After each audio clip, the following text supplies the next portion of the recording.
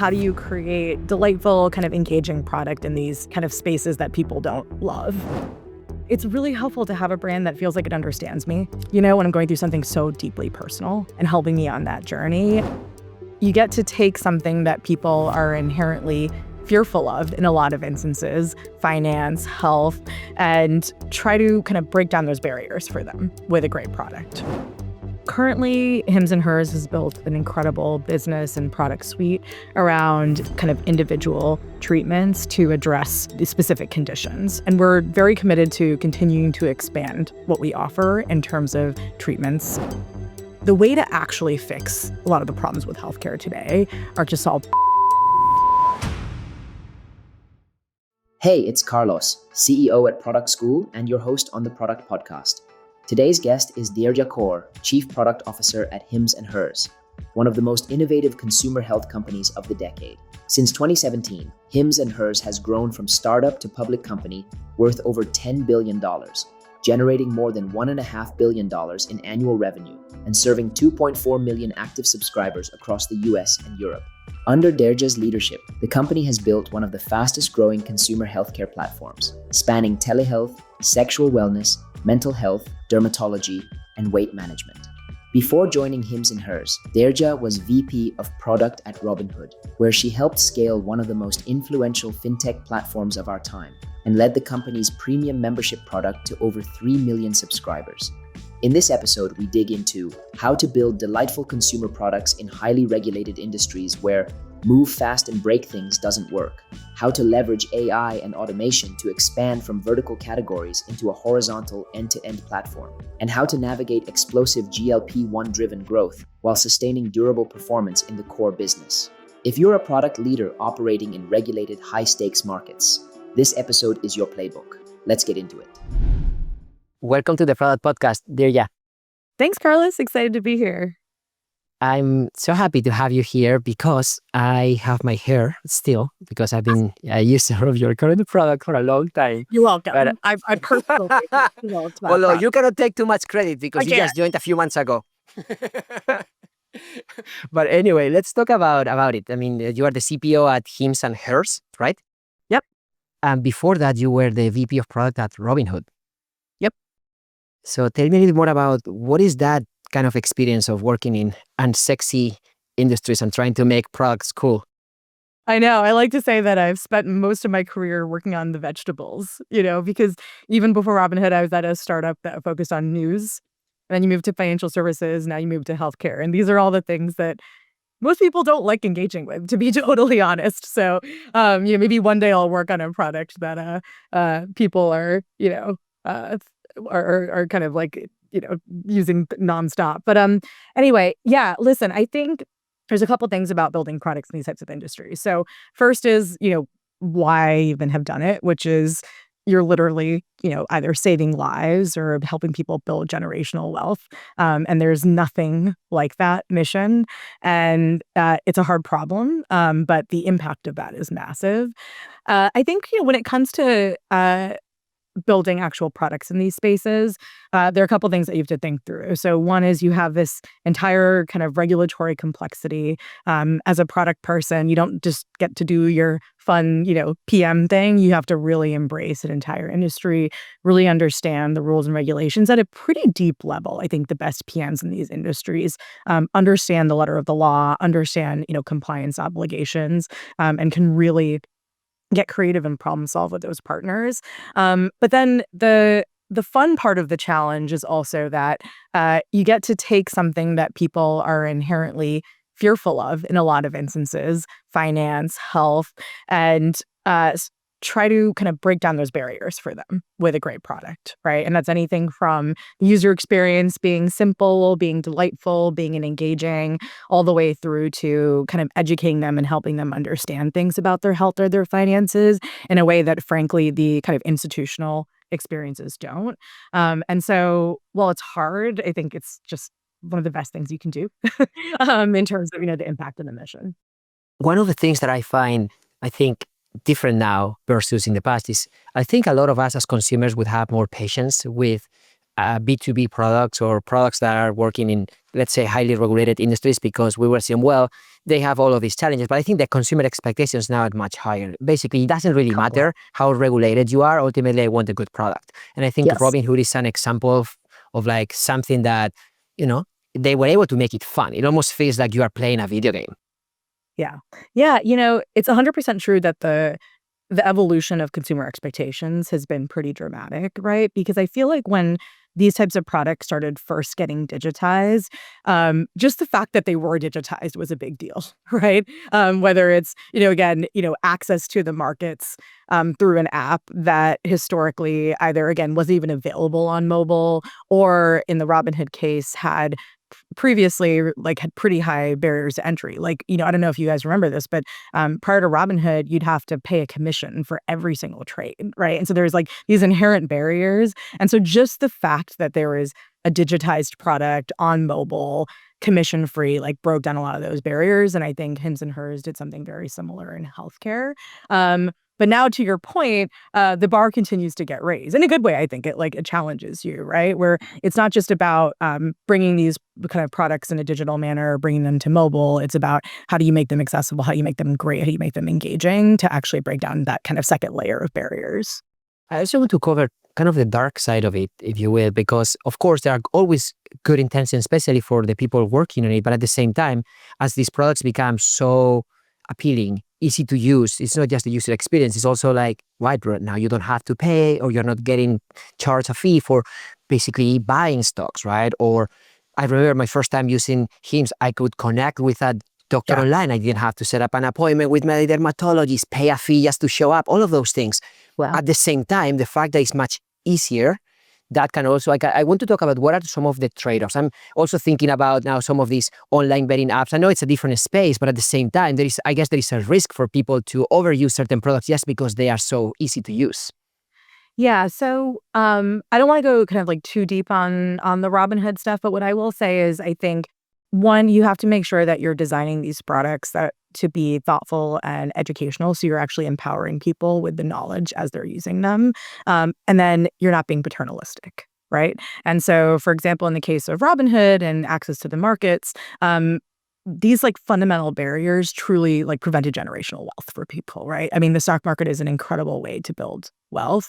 And so having fees, having things not be super accessible really prevented the vast majority of America, I think, from getting access to wealth building. And then, yes, to your point, you have to be super thoughtful about how you design those experiences. You need to make sure that when people are placing their first trade or buying their first stock, that they're understanding what that means. And I think a lot of what we did at Robinhood and the other team continues to do is think about how do you find moments in that experience to educate people as they're taking action, right? So that they're armed with the knowledge. And I think that's really, really important, that people are making informed decisions, right, as they're doing that. And I think in healthcare, there's some parallels, but it's slightly different because I think through that lens, the way I think about it is, one, yes, you need to have the same principles around education, information, and helping people understand, what's going on with them, what types of treatments could benefit them. But then in healthcare, you also have, clinical support and guidance, right? So for example, at Hims and Hers, we have thousands of providers on our platform who are specialized in their fields and are kind of there to help guide patients as well. I think that also helps a lot, right? So that you're able to kind of take both a great product experience, you arm that with education and information for people, and you've got providers and kind of clinical support, right, to help them. And I think that's really important in healthcare specifically. Let's talk about another aspect of your product that I think it's pretty unique. Like you mentioned, your company is Hims and Hers. Tell me more about how you are drawing that distinction from the product perspective. Okay, so first I want to say, I remember when I first started talking to the Hims and Hers team, I told them that this is one of the best decisions they've ever made. And they were like, yeah, we know. And let me explain that, right? Because I think it relates to some of the things that you're asking about, which is how do you create a delightful, kind of engaging product in these kind of spaces that people don't love, And I think that the concept of us having two brands, Hims and Hers, and actually, for those of you who don't know, we actually have two versions of the app. There's a Hims, Hers, and a Hers app, et cetera, essentially means that you can kind of meet people where they are, kind of like emotionally, psychologically, and also speak to them on a more personal level. So, for example, we just launched perimenopause and menopause support for women. And I think that companies that have like a very generic brand that is trying to speak to everybody kind of ends up meaning that it feels generic, and as a woman who's, kind of dealt with my fair share of kind of issues, like, it's really helpful to have a brand that feels like it understands me, when I'm going through something so deeply personal like that, and helping me on that journey. And so the ability to have these two different brands and that speak to distinct audiences that are going through very different journeys, is extremely powerful for us. Now, obviously, it can come with some complications. You got like two apps, you got to deal with that. But I think that we managed that pretty well. And honestly, the benefit is just massive.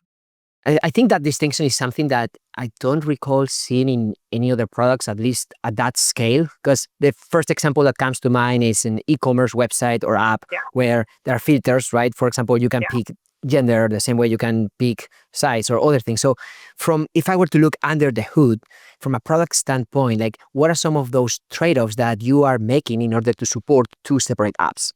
Yeah, for sure. So one thing I'll say is I think the team has built this in a pretty smart way where it's pretty componentized. So, for example, it's not like when every time we build something, we have to ship it into two independent code bases, right? Where then your trade-off is, grinding to a halt on all product velocity. It's a single app, and then there are two different kind of component libraries for hims and hers, right? So different color palettes, different assets. And so, yes, there is some incremental cost because you're, just making sure that in both color palettes, for example, a new screen works or that you're trying to make assets for both. But the benefit is actually even more because it forces the PMs, the designers, to really be thinking thoughtfully about the hims and hers versions and leveraging the flexibility where it's useful. So, for example, if I'm a woman, really thinking about how we thoughtfully,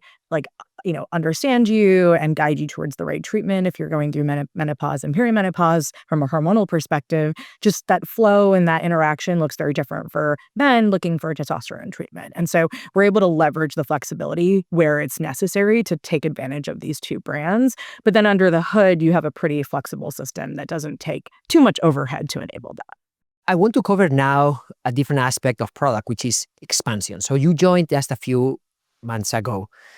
Obviously, you believe in the mission of the company, but I want to understand more about how you are thinking about it from a roadmap and product expansion standpoint.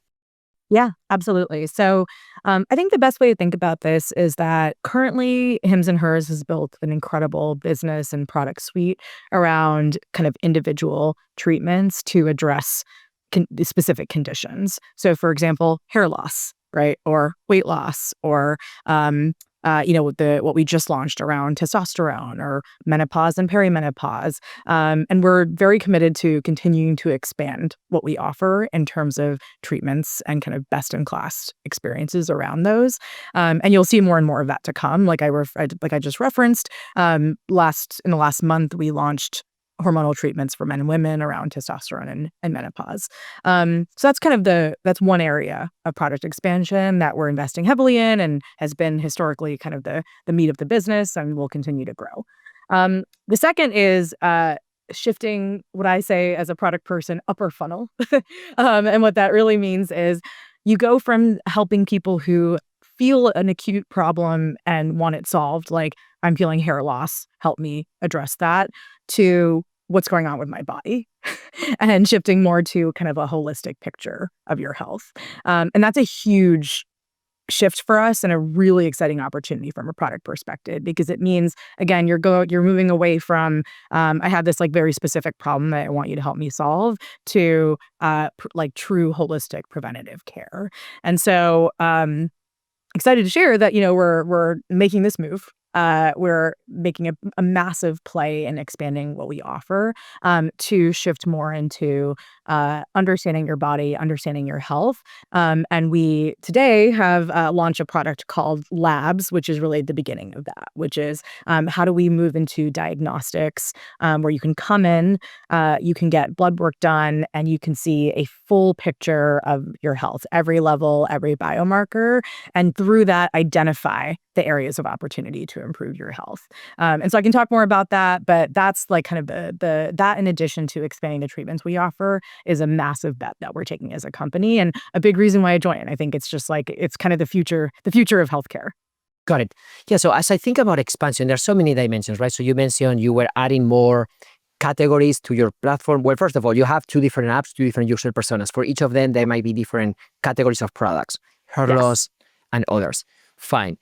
We can also think about market expansion. I know that you also went beyond the US, and we should definitely talk about that. But I think what you are referring to now is kind of branching into another category, if you will, or you are expanding the definition of your current category. You know, it's funny because we joke a little bit where I'm like, I don't think labs is a category, because the way I think about like treatments is that these are like categories to the average consumer, which is, again, like I have this need, help me solve it. And labs and moving and generally thinking about diagnostics and understanding your health is more, kind of moving up upper funnel from a specific treatment category to how do I just create an entry point for somebody to understand their health overall? And then based on that, they may shift into specific personalized treatments, right? Based on what they offer. And so ultimately, we want to expand on both, right? We want to move into diagnostics and build on that, and then expand the types of treatments that we offer. And I think what I meant by expansion of the category is more about the diagnostics than the actual labs. And I agree with you. I see labs, if you will, as a feature in a way. It's almost like, I don't know, in the finance space when getting a free credit score became a big thing because Credit Karma pioneered that, and then all the rest of the financial services institutions started offering that as a lead gen tool for free to then upsell them. Or in the lab space, obviously, I don't know the pricing yet, but it's true that it's becoming a little more commoditized. Like I did my own biomarkers test a couple of years ago with another company. I had to pay a lot of money. Like I'm talking a couple of $1,000.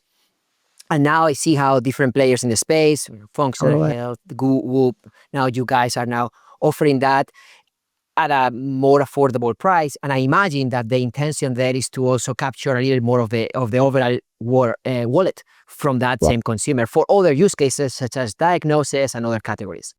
Yeah, that's exactly it. I would say for us, it's yes, it's about, wallet capture and all of that. But from a consumer perspective, it's also about thinking about true preventative care, which is and the kind of the way to actually fix a lot of the problems with healthcare today are to solve both of these things. One is seeing that picture of your health, shifting away from, treating just a problem that I feel in a moment, which is frankly like a fundamental problem with the system today, married with personalized treatments to actually improve that health, right? And that's where we see like kind of our competitive advantage. It's where we're really excited about labs because it actually kind of closes the loop for people, right? Because now people will be able to come in, see their health, look at their biomarkers, based on those, actually take action to address them still through our services, right? And then hopefully start to see those levels improve, right? So you get that full feedback loop.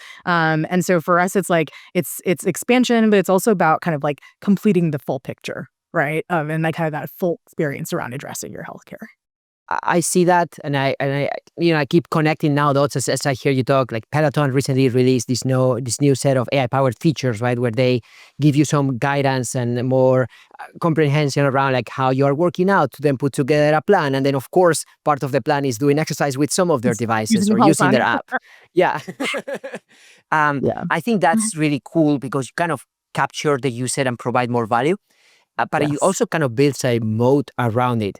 Ultimately now just playing the distribution, the subscription game where you are just basically delivering medicine, it's also becoming a commodity. As you think about, I don't know, Amazon and many other players in the space. So I want to learn more about kind of the moat around it. And okay, for step number one is you get a more holistic picture of your customer. You help them better understand their health.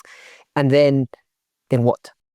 Yeah. So the way to think about it is, and I'll talk about it like really tactically because people understand the actual experience, right? So imagine you schedule an appointment, you get your blood work done, and then based on that, we kind of have this beautiful product experience that shows all your results, your biomarkers, where you stand. We categorize them by things like heart health or metabolic health. And as part of that, we call the areas that need attention. Maybe some of your biomarkers are out of range and could use improvement. And then based on that, there are concrete recommendations. We call it like an action plan, but there are concrete recommendations to actually take or for actions to take to actually improve those levels. Because I think a lot of times what happens is people get blood work done and then they're kind of like, okay, so what? Like, what do I do now? And sure, maybe you talk to your provider, but I think we can all say that a lot of that interaction in the healthcare system is just broken. But in this case, you get your results and you see kind of concrete recommendations to actually improve your levels, so that you can get on an actual like personalized treatment plan. For example, if what your biomarkers identify requires treatment, and then you keep getting tested. And so ideally, you start to see those levels improve over time. And I think the other thing to call out is just the personalization aspect of it, right? Like over time, what we'd like to do is that the things that we test for are actually personalized to you, right? For example, if you have high cholesterol, we should test that on a more frequent basis, right, than your other levels, for example. Or maybe based on your family history or your demographics, we're testing different things, right? But we're doing that on an ongoing basis, and it's kind of dynamic and personalized to you.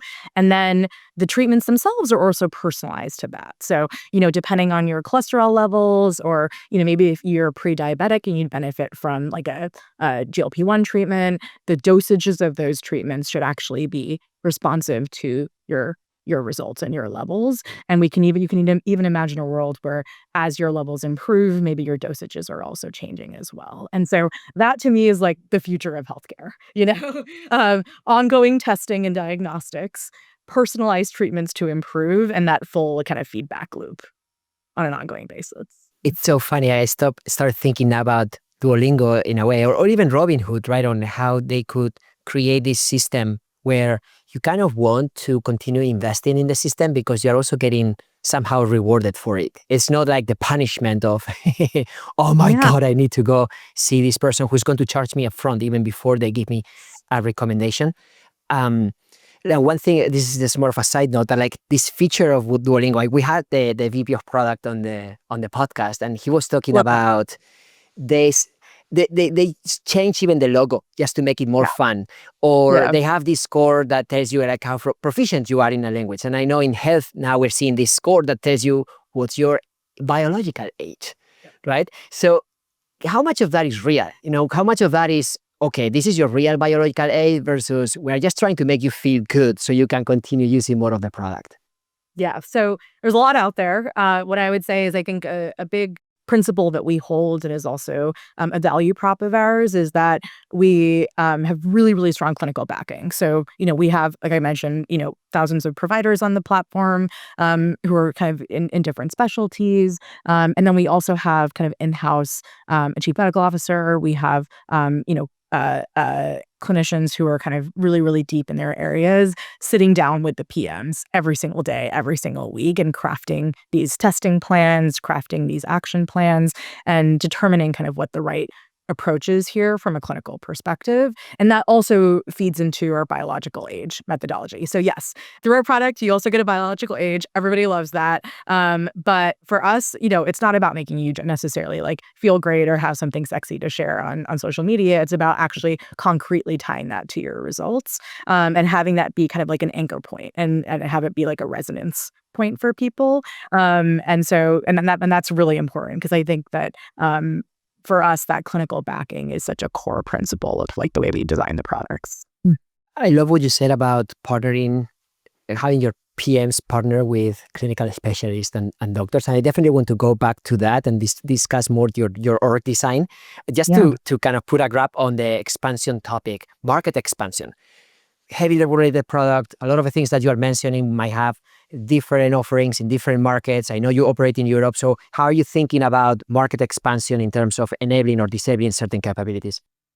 Yeah, for sure. So at a high level, I think we fundamentally believe that in most countries, there are problems in healthcare. Now the the nuances of the system obviously can vary country to country. I think America is very different from, Europe, for example. But listen, if you go talk to somebody in the UK, in Europe, in America, they all have problems. It's just the specifics of those problems are different. And so I think we fundamentally believe that kind of this direct to consumer, solving the full healthcare experience around preventative care and, diagnostics and personalized treatments is valuable globally. Full stop. I think this is a need no matter where you go. But then you have to be thoughtful about how you expand internationally, because you need to make sure that you're approaching each market with a deep understanding of those kind of like regulatory guidelines and frameworks about the consumer, all the classic stuff for many industries when you go international. And so we're being super thoughtful about it. And, obviously we acquired Zava this year. And so we have a Europe presence. We also have presence in the UK. So, we're in the beginnings of that. But like I mentioned, like our ambitions are big and we think that what we offer is a global need. Yeah, totally. No, and I love that. I want to dig into those details because I find them fascinating. I mean, friend of mine, VP of product at Netflix, was telling me how they do dynamic pricing and how kind of they have 24 or more different prices depending on location and other configurations, right? So in your case, as you think about logistics, obviously pricing, different types of FDA agencies and other considerations in healthcare, like how do you think about structuring the team or enabling different capabilities in a way that you still have like a platform that supports all of that, but gives you enough flexibility to localize your product? Yeah. I think fundamentally, the way I like to structure product teams is have as much connection to what a PM owns to the top line business. And we saw that at Robinhood too be quite effective. Move from like surface area ownership or like super horizontal ownership to like accountability and almost like a PM as a GM mindset, not necessarily like actual P&L ownership. And I think that, we want to take a similar approach here, right? You want product folks who really deeply understand their business area, whether that's diagnostics, whether that's like weight loss, understand the market, understand the dynamics, the competitive dynamics, understand the customer at a very, very deep level and use that to inform their roadmap. And I think that, I think with Zava, for example, we have the deep expertise there in Europe. And so that's super important. And then, of course, if we're getting like nerdy about product org, then you also have to solve for the horizontal stuff, right? You need core platforms that are like self-serve. You need the ability for teams to kind of, like leverage core functionality, capabilities, components, et cetera. So you need that as well. But I really, really believe in that kind of fundamental ownership of that business connection being the first principle of how you approach it. And I love that. And I think that's kind of key lever as you continue expanding into different markets, because I can imagine there will eventually have more competition, local competitors who only focus on a particular market. So you being able to create that local flavor, the same way you were able to differentiate hims versus hers at a more global level, I think will ultimately give you that advantage that you already have in terms of tech and distribution. 100%. And listen, in parallel, we are investing pretty heavily. We hired a new CTO at the same time that I joined. We're investing pretty heavily in building out a pretty scalable infrastructure so that you can kind of enable both, right? You have kind of like deep expertise by, category, by product area, by geography, right? And then ultimately you also have a platform that can scale. Easier said than done, but that's what we're doing.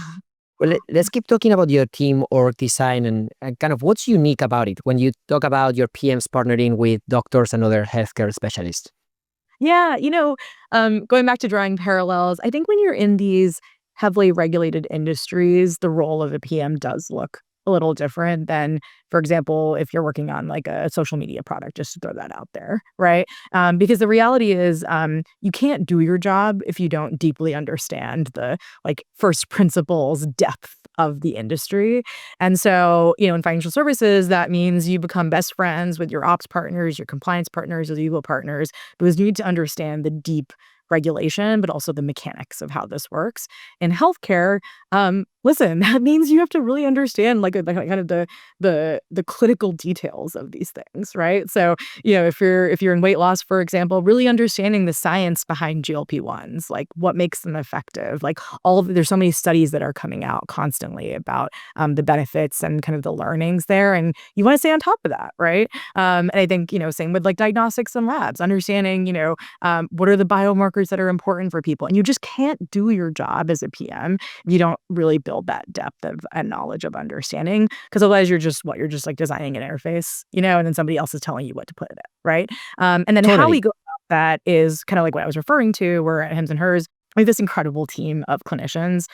So, for example, we have, like I said, Dr. Pat Carroll. He's our chief medical officer. We have Dr. Jessica Shepard. She's our Hers chief medical officer. And then we have, an SVP of weight loss, SVP of men's sexual health. And they are like, I love them because they're super fun to work with, but they know everything, right? They're so deep in this space, and they joined this company because they like building and they want to fix some of the problems that they see in the system today. So they like literally sit down side by side with the teams and like ideate around the product, or, they're helping write the requirements for the product, right? Like they're sitting there and they're saying, okay, if we want to do lab testing, what is the list of biomarkers? And I think that helps the PMs build the knowledge base, right? But also have kind of the expertise to lean on as well. I'm trying to wrap my head around some of these concepts you are mentioning, like the SVP of weight loss. Like, what's the professional background of that person? Yeah, he's a doctor. Like all these folks are licensed providers. Yeah, so like the I believe Craig. He has his own clinic and used to have like his own practice. I hope I'm not misremembering that, but like these are doctors. They're doctors who have come to do this job at Hims and Hers because they believe they can have like a bigger impact, and they like definitely see the problems with the system today, and they want to like build the kind of an innovative product, and take the expertise that they have. It's super cool. So how can you bring, I'm very curious about like you kind of recruiting some folks into your team at different levels of seniority. I'm talking more about the product folks that come maybe from a technical or business background. How can they get up to speed and be dangerous enough with all the other healthcare information that might not be common compared to other products or companies? Yeah, there's no silver bullet. Like it's the classic thing of you want to be, especially like for senior folks where we expect like extreme ownership, kind of like deep knowledge and opinions, right, on what the direction of the product is, not just, the UI, for example. You got to come in, you got to like come with an inherent passion for this space, and you got to like build the knowledge. Now, like I said, you'll have folks around you who are true experts. Like you're never gonna, it'll take a while to build the same level of depth that like Dr. Craig or Dr. Pat have, on the team, and so you'll have them to lean on. But I really feel like the best PMs are opinionated. And I think to do that, you got to like build that. And, like we give them resources like, there's like books to read, there's depth, but yeah, a lot of it is just like starting to just ask have the intellectual curiosity, just like asking the why, right? Of interest to understand the fundamentals of it. And I'm a big believer in that. I've seen that 1,000 times. I mean, you are a good example of that, right? Like your previous company wasn't in healthcare, but you figure it out. I just think that given the stakes of the company, like there has to be certain guardrails or situations where like, okay, it's not about being dangerous. Like there has to be like an expert in the room that ultimately is going to make the decision. 100%. And so when I say that you got to build expertise, it's because, that's what I expect of any PM. It's what I'm doing as I'm joining. But ultimately, when it comes to, okay, who is really articulating what biomarkers we test for in labs, or, the kind of clinical kind of protocols for this, there's a reason that we have clinicians on staff, right? And that's an important thing for the business. Let's talk about AI and how that plays into this bigger picture, right? Like, how are you training your own models just to make sure that, you can also accelerate the learning of what you are now building? Yeah. So, kind of like I mentioned earlier, we hired a new CTO at the same time as me, Mo. He is incredible, comes from kind of a deep expertise in this space. And it's because we believe that this is like a, key part of the future of healthcare. We're starting and we're in the early innings. And I think any company that's starting in AI is like, we're just going to start building, and we'll learn. But there are kind of like two areas where, we've like kind of initially built some footing in. So one is we have this system called BedMatch, which essentially takes, data and provides treatment recommendations based on what we know about you. And then the other, and that's kind of live. It's, it's out in the world. It's been there, it's been out there. And the other is, we're starting to roll out clinician support, like snippets, like, tools for clinicians to use to help like guide their decision making. And that's kind of like the V1. Is, when doctors are, prescribing, diagnosing, et cetera, having them, have like an assistant, essentially to like surface the right information and help them make those decisions. And I think that's where we're starting. We're in early innings, but, there's a lot more to do, but like we're really excited because we're like actually getting stuff out there and working on it. So if I understand correctly, it's not just providing an assistant for the end consumer to better navigate the product, but also having an assistant for the clinicians to kind of augment what they do for the consumer.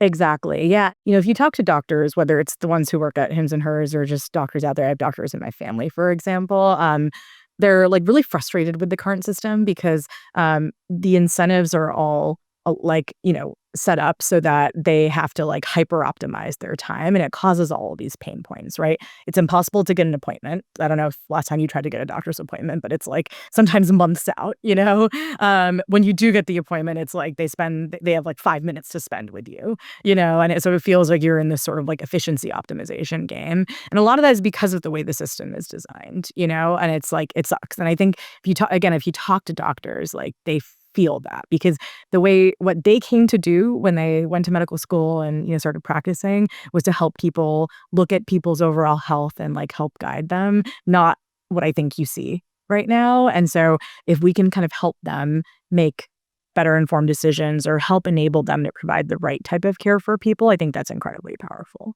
I mean, that is happening, we like it or not, in a way. I mean, you know this perfectly, right? Like how many people upload a lot of healthcare information to ChatGPT and talk to them as if it's a doctor. So I think providing like a more trusted environment that is focused on that would make sense. I mean, back in the day, I remember talking with a doctor online felt like science fiction. Now it's all news. Like, I want to talk to a doctor online. Like, I don't want to drive for something 100%. That I wouldn't be like emergency, right? And I think kind of the next level now is at what point do I actually don't want to even talk to a doctor, and at least I want to do 80% of the legwork with an AI that I trust, and then see when it's necessary to escalate that to a doctor. Yeah, exactly. Yeah. And that again, that'll enable doctors to do what they do best and what they want to do, so. Come from a family of doctors myself too. And but I think the assistant concept is also super interesting. I remember when I used the Whoop coach back in the day, it was so bad. Like frustrating. It's almost like talking to a live chat that no matter what you ask, they will always give you the same answer. And they would say, we are closed. And it's like, but aren't you supposed to be a robot? How can you be closed? And now they reason. And like they really have like intelligent conversations. I think what you're trying to accomplish is almost like next level, is connecting that to specific services and monitoring that. So it's a constant loop. It's not just a one-off. Totally. 100%. Yeah. Another aspect I want to cover with you is, I mean, you mentioned this before, GLP-1 meds, right? And obviously that has been an explosion. A lot of businesses have been able to grow fast. So how are you thinking about that, and how do you make sure that as you look at your success metrics, you are able to dissect how much of the growth is coming from a specific category versus others?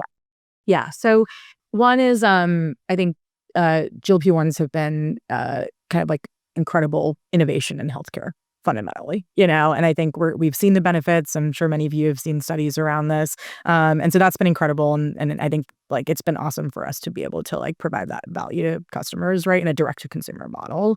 That being said, it's not the only thing we offer, right? And so kind of like going back to the first thing that I mentioned, our focus is we want to know what's going on with you. And then based on that, we want to help you improve it. And to help you improve is a long list of things.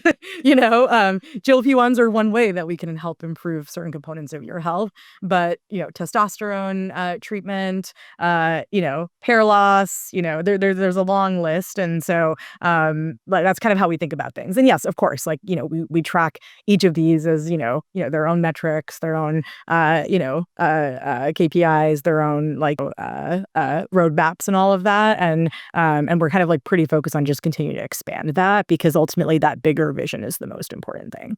Yeah, and ultimately, like the markets change all the time, and like you're diversifying your play all makes sense. I saw that play out even with our own business in education. Like during COVID times, a lot of the businesses like ours that would focus on online education had a spike, but at some point when in person becomes an option, you can't just rely on one channel. Totally. Exactly. Yeah. And that's why, like, I think we're super excited about this labs launch, because it really starts to move away from like single, individual treatments to a more holistic view, and then again, like that means that some people will be on treatments, some people might be on multiple treatments, and you want to just offer all the things that people might need to improve their health, and like the faster we can get there, the better, in my opinion. So I want to wrap this up with probably the elephant in the room, which is Amazon. Every company that sells something online at some point has Amazon as a competitor. So when you say all the things, I'm like, yes, all the things within healthcare, but like, how are you thinking about Amazon as a partner? Because in a way, you also sell products through them, but also as a potential competitor that might say, hey, we also want to go deeper into this industry. Yeah, for sure. So, it's funny. I had the same thought before I joined the company, and now that I'm here, I'm like, oh, we're just going at it from two very different angles, and like ton of respect for Amazon. Like I'm a happy Amazon Prime customer. I just got a box delivered during this podcast. I think they're so good at just like offering everything and getting the thing that you need in like the utmost speed and efficiency.